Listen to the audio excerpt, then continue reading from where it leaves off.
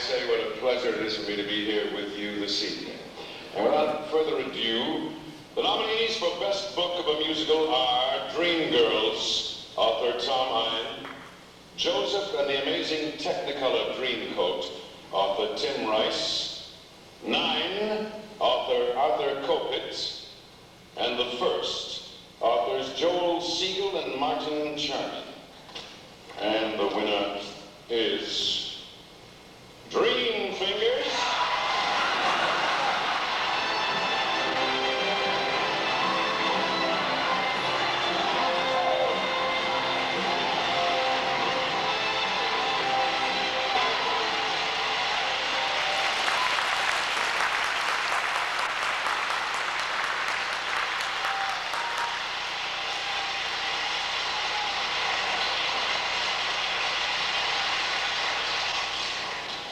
This idea about 8 years ago, you know, and I'd done a lot of plays off Broadway, you know, down there in Off Broadway. I said, it's time to do a Broadway show, you know. So I had this idea, and I took my little box and I went uptown. And I said, hey, first night I thought I said, hey, I got this idea. He said, hey, I got a better one for you. Listen, Faust is a Broadway musical, okay? I said, well, Faust. He said, yeah, sell a soul for a pair of tap shoes. I said, I got my idea. He said, no, close the door. I said, went to another man. I said, you're a producer, you can help me. He said, this old movie, about this great old movie about, you know, about the woman who buys this big poster on, you know, Times Square, Gladys Glover. You could make that a musical. I said, I got my idea. He said, sorry, close the door.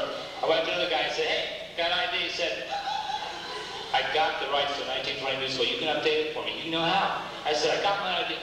What could I do? Like everybody else, I ran to California. I was there for about 3 years, and I got my energy back up again. Do a musical, you know, a lot of them start out there, right? Okay, so I went to this big meeting, I had big meetings there, these big guys, 4 big men.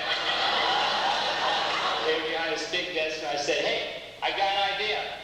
2 of them got up, took me to a back room, and beat me up.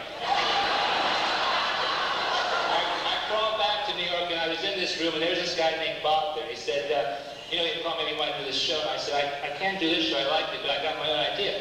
And he said, well, what is it? I said, huh? I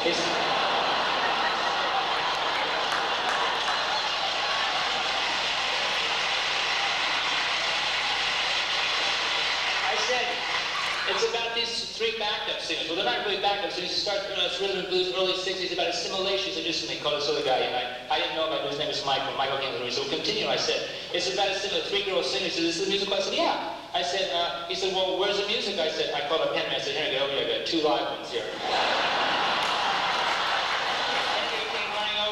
Score, and Michael looked at Bob and said, well, let's do it.